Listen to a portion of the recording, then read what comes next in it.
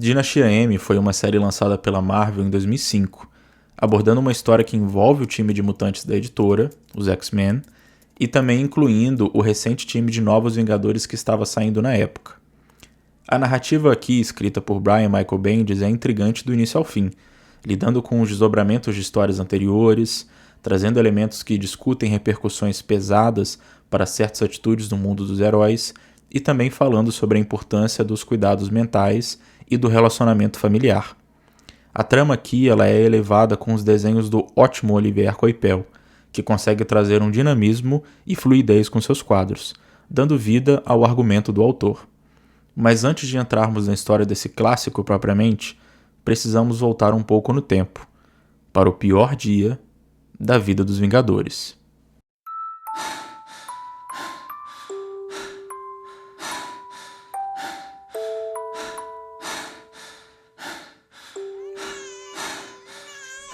Gêmeos, ouviu isso, meu marido? Agora devolva. Wanda, já falamos sobre isso, devolva. Você não tem filhos. Não existe ninguém nesse quarto além de mim e você. Não, você não está vendo? Meus lindos bebês. Estes são os meus filhos. Você não pode ter filhos nem nunca pôde. Agora pare de abusar de seus poderes e devolva-os. Wanda, devolva o mundo ao seu lugar.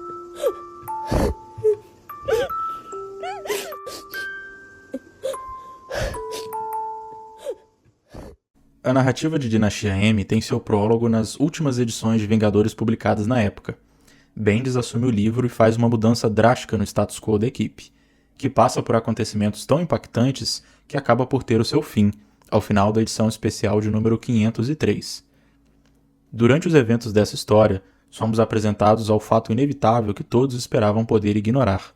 Wanda não é, e nem nunca foi uma personagem estável mentalmente, e seus poderes combinados com seus problemas do passado formam um ataque coordenado a seus colegas de equipe, que rapidamente se veem punidos por seus pecados do passado. A Feiticeira Escarlate finalmente se lembra de sua gravidez e de como os Vingadores teriam tirado seus filhos dela. Filhos estes que nunca sequer existiram e, como consequência, orquestrando um caos tão gigantesco para a equipe que nem mesmo os maiores heróis da Terra poderiam sobreviver. Aqui vemos um pouco mais do quão assustador é o real poder de Wanda, capaz de alterar a realidade à sua vontade e forma, com poucas repercussões reais além de sua própria consciência. A situação só é resolvida quando o Doutor Estranho entra em cena para poder ajudar, contando a todos a realidade do que eles estavam passando e sendo bem claro a respeito do que seria necessário para parar aquilo. Vingadores: A Queda é um soco no estômago de qualquer leitor. Um protesto do autor a respeito de como a equipe precisava de mudança e de quão longe ele estava disposto a ir, incluindo matar personagens tão queridos pelo público. A história conclui com a bruxa derrotada e com o Magneto a levando para um lugar seguro, onde ela pudesse ser tratada e não fosse machucar mais ninguém. Mas os detalhes dessa história tão importante ficam para outro vídeo. Como foi? Eu ouvi os gritos. Ela não está melhorando, Eric. Eu sinto muito, Charles.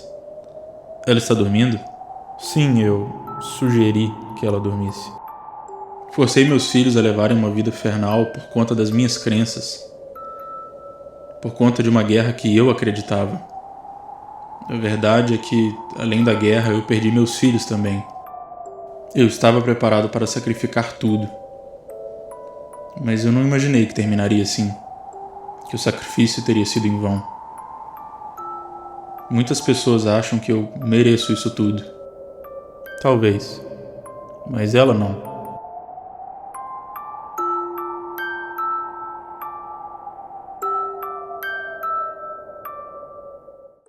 Somos apresentados a uma história que tem seu início numa reunião de heróis na Torre dos Vingadores. Logo podemos ver o grupo dos X-Men chegando, liderados pelo Ciclope e por Emma Frost, assim como os Novos Vingadores, grupo que havia se formado cerca de um ano depois dos eventos vistos no capítulo anterior, agora reformulados e com novos integrantes, como o Homem-Aranha, o Luke Cage e o Sentinela. Também presenciamos a chegada do telepata mais poderoso do planeta, Charles Xavier, que veio para ajudar na questão que eles iriam discutir.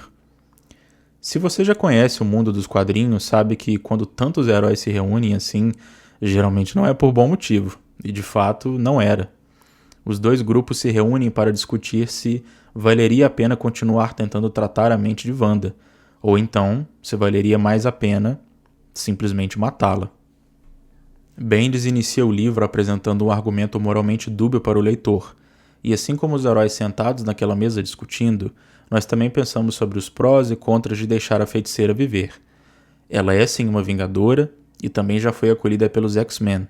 Ela é sim uma heroína poderosa, mas também não podemos deixar de lado o fato de que seus poderes são muito voláteis, e ela pode estar apenas um dia ruim de distância de destruir o mundo inteiro. É com esse sentimento incerto que os personagens resolvem ir para Genosha, encontrar com Wanda e tentar um último recurso proposto pelo Doutor Estranho, algo que talvez pudesse acalmar a mente dela de vez, retirando assim o perigo da situação. Ao chegar na ilha, somos apresentados ao cenário desértico que o paraíso mutante de Magneto se tornou. O mundo criado para a minoria com gene X é agora uma terra devastada e quente, com nada além de metal retorcido pelo tempo dos prédios da paisagem, e a areia que consome tudo lentamente. Os heróis então vão de encontro de Eric, que supostamente deveria estar com sua filha, mas tudo que encontram é um quarto vazio e a sensação iminente de que aquilo é uma armadilha. É nesse momento que o sentido aranha de Peter dispara, e ele caminha lentamente para o que parece ser uma igreja. Lá dentro, ele encontra um clarão crescente, que muda tudo.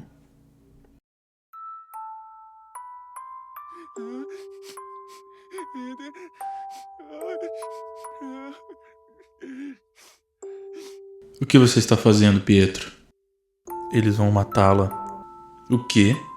Xavier, o resto, todos os Vingadores, todos os X-Men, eles estão se reunindo em Nova York neste momento. Estão chegando à decisão de matar Wanda. Por que mais iriam se reunir?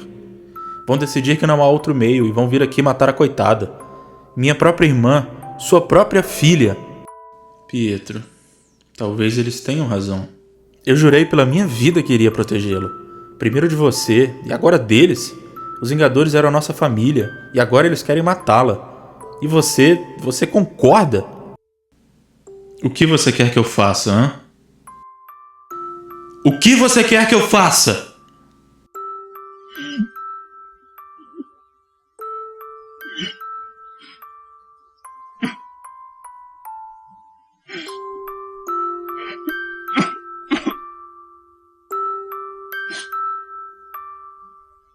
Com o virar das páginas do livro, somos apresentados a uma realidade totalmente diferente da anterior. E de uma forma abrupta e sem explicações, todo o mundo se tornou algo novo, como se estivéssemos lendo a história errada. Agora, presenciamos personagens que nós já conhecemos tão bem, vivendo uma vida que não lembra em nada a anterior. Peter está casado com a Gwen e eles têm um filho, além de agora ele ser uma figura pública, com direito a paparazzis. Scott se casou com Emma e junto eles vivem uma vida trabalhando em empregos normais na cidade. Vemos Carol finalmente aceitando o manto de Miss Marvel e voando pelas metrópoles do mundo enquanto atua como uma super-heroína. Também é possível ver Magnum num programa de TV, sendo reconhecido como o herói que ele é. Presenciamos um Stephen Strange que se tornou psicólogo tendo uma sessão com um de seus pacientes mais recorrentes, Robert Reynolds, enquanto Kitty Pryde dá aula para crianças sobre a história do mundo mutante.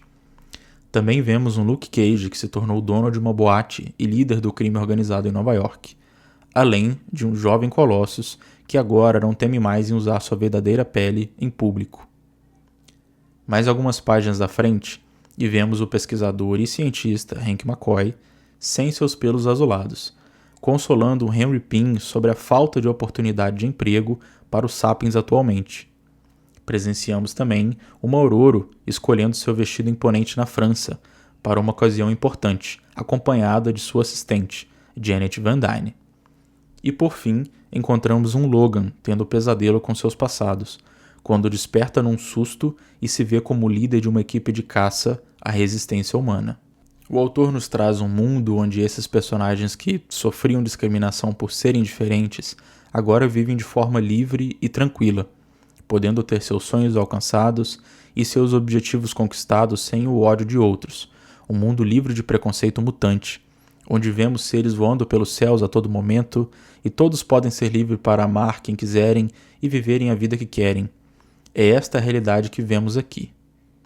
E talvez o ponto mais interessante seja o fato de o único personagem que não consegue aceitar essa realidade ser o Wolverine.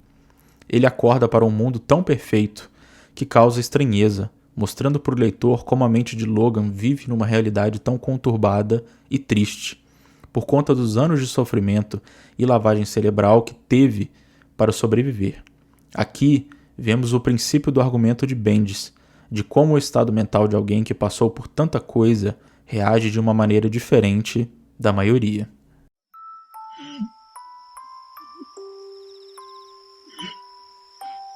Não devia gritar com ele, Pietro. Papai não reage bem. Você ouviu? Sim, meus amigos estão a caminho. Não fique bravo comigo, mas quando chegarem eu não vou reagir. Eu vou te tirar daqui. Eu vou lutar por você. Não vou deixar que te levem de mim de novo, não, eu vou. E eles vão atrás. Não, acabou. Devia ter acabado meses atrás. Sou covarde. Por que não querer me matar? Mesmo sabendo que devo? Logo vai acabar. Já posso ouvir a voz do Xavier em minha cabeça. Ele está me sondando. Quem dera eu pudesse saber se alguma parte disso é real.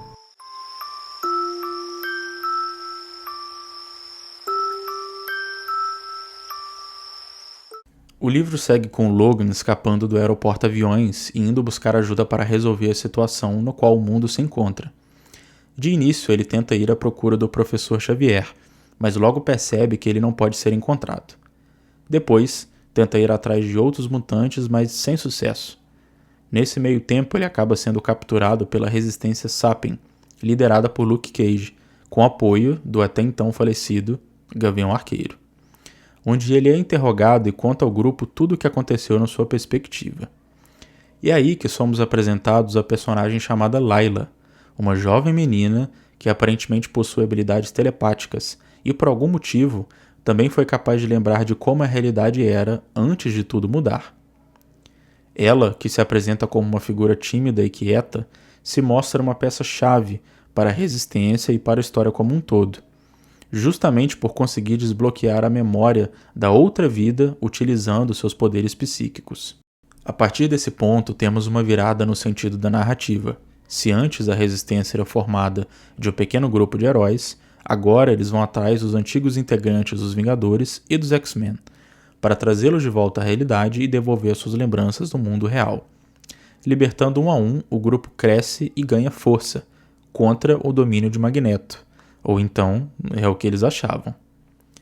Bendis utiliza de uma maneira muito sutil para apontar outra problemática da condição da mente humana. Através da figura de Layla, somos apresentados a tentativa constante de resistência dos personagens daquele mundo. Ela surge num momento chave e dá a eles a condição necessária de se unirem e lutarem contra um estado que manipula e destrói vidas. Como um recurso milagroso, ela atua dentro da narrativa como metalinguagem, uma tentativa do autor de nos mostrar como a mente luta e tenta achar maneiras de manter a cabeça no lugar e evitar o pior. Mesmo que seja através de um personagem fictício, Layla está para Wanda como um grito de socorro, um clamor de sua própria consciência para que ela pare de machucar outros e pare de se machucar no processo. Logo vai acabar. Já posso ouvir a voz do Xavier em minha cabeça. Ele está me sondando. Quem dera eu pudesse saber se alguma parte disso é real. Nós devíamos ser uma família. Devíamos ser grandes heróis. Eu gostava de ser Vingador mais do que eu admitia. E nós fomos por um tempo. Eu também, e olha o que eu fiz com eles. Eu faria qualquer coisa para poder reverter tudo. Você poderia reverter. Poderia deixar todo mundo feliz. O quê? Eu não consigo controlar isso. E se eu estivesse lá para ajudar? Você e eu juntos. A mente do Xavier dentro de você, seus poderes como estão agora. Você poderia usar os dons dele e os seus poderes juntos. Na verdade, não há nada que você não possa fazer. Num instante, não só poderíamos ter o que merecemos, mas poderíamos dar essa dádiva aos nossos amigos também. Papai poderia ter tudo com o que sonhou. Poderíamos finalmente ser uma família. Todos seriam felizes. Ninguém nos incomodaria mais. Pietro, eu não posso. A razão de nos tornarmos Vingadores foi para tentar fazer as coisas para melhor. Você pode mudar as coisas para melhor permanentemente, sem lutas. Agora mesmo, você pode fazer todos felizes, todos aqueles que sempre amou. Por que você teria tamanho poder se não fosse esse o motivo? Talvez seja isso que esteja destinado a fazer. E se você não fizer, Wanda, se você não fizer, eles vão te matar. E nós nunca mais estaremos juntos de novo.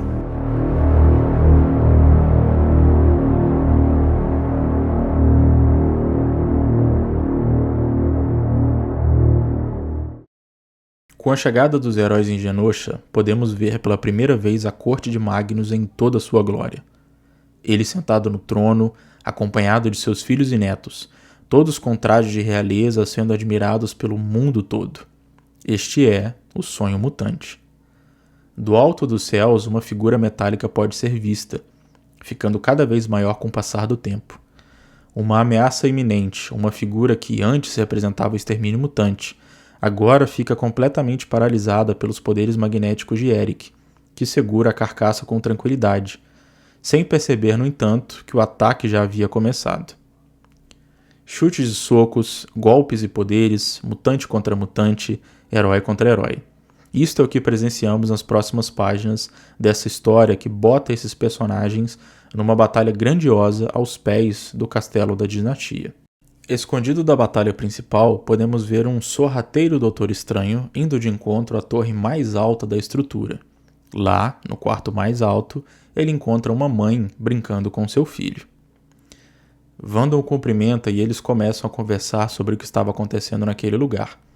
É aqui que o autor nos apresenta um dos diálogos mais importantes do livro, onde Steven tenta trazer razão para a mente da feiticeira, mas ela parece estar distante das consequências dos próprios atos, quase como se não compreendesse o que estivesse fazendo, ou como se não estivesse no total controle dos seus poderes. Com o desenrolar da conversa, a verdade é contada. Pietro tinha influenciado a irmã a fazer aquela realidade, um mundo onde eles poderiam finalmente ser livres de todas as amarras, um mundo onde os perseguidos iriam perseguir. Agora, aqueles que antes representavam o mal para a raça mutante seriam caçados e mortos, assim como eles foram um dia. Com os poderes de Wanda e o controle mental de Xavier, Pietro ajudou a moldar uma realidade onde o oprimido se tornou o opressor, o seu próprio sonho mutante. Longe dali, presenciamos Emma Frost e Layla indo vasculhar o túmulo do professor Xavier, na esperança de que fosse mentira e que ele estivesse vivo em algum lugar por ali. Elas acabam então sendo interrompidas por Magneto, que aparece repentinamente, questionando por que elas estavam atacando a sua família. É aí que Layla utiliza seus poderes nele e o faz lembrar de tudo o que estava acontecendo naquele lugar e como o mundo havia sido alterado. O resultado é um Magneto enfurecido que para a batalha e ataca Mercúrio com toda a sua força, praticamente matando ele no processo. Mas em seu momento de raiva, Eric é impedido por Wanda, que acolhe e restaura seu irmão, enquanto discursa para o próprio pai sobre todo o ódio que ele causou na vida dos dois, sobre como ele foi ausente como pai durante todos esses anos e sobre como eles sempre estiveram sozinhos no mundo. Por fim, ela decide acabar com a fonte dos objetivos do pai, arrasando completamente o trabalho de toda a sua vida e praticamente eliminando todo o gene X da Terra. A história segue contando os primeiros momentos do mundo restaurado ao seu estado natural.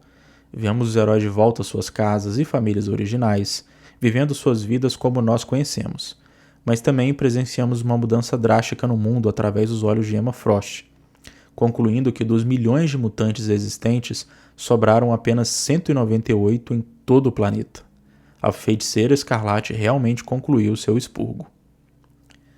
A narrativa de Bendis é atenciosa em trazer à tona esses temas mais complexos sobre o cuidado mental através da Feiticeira Escarlate. Aqui temos uma história que traz uma personagem com poderes incalculáveis passando por um luto que não consegue lidar. O peso de ter feito coisas horríveis, de ter matado seu próprio marido, assassinado amigos e de ter alterado toda a realidade simplesmente para realizar o sonho de ser mãe. Wanda é uma personagem depressiva que foi negligenciada durante toda a sua vida, colocada nesse mundo de heróis tão cedo, mesmo antes de se entender como pessoa, ou de conseguir lidar com suas questões pessoais. Vítima de um pai arrogante que se importou muito mais com a causa mutante do que com seus próprios filhos, os condenando a uma existência sem amor ou cuidado familiar, e que também foi vítima de um irmão que usou sua fragilidade mental para conseguir criar uma distopia que ele pudesse controlar. Sempre me perguntei o real motivo de Wanda ter criado a sua gravidez e seus filhos no passado. Acho que com essa história fica mais fácil de entender o que passava na cabeça dela. A realidade é que ela sempre quis ser amada, ser parte de uma família com cuidados incondicionais, e através de seus filhos ela achou que ela poderia ter isso, literalmente criando do zero o que ela achava ser a solução mágica para seus problemas. O autor então faz um apelo ao leitor, mostrando como até mesmo alguém com poderes de níveis de um deus precisa de cuidados mentais, e como a falta de tratamento faz um problema menor se tornar uma enorme bola de neve que arrasa a todos.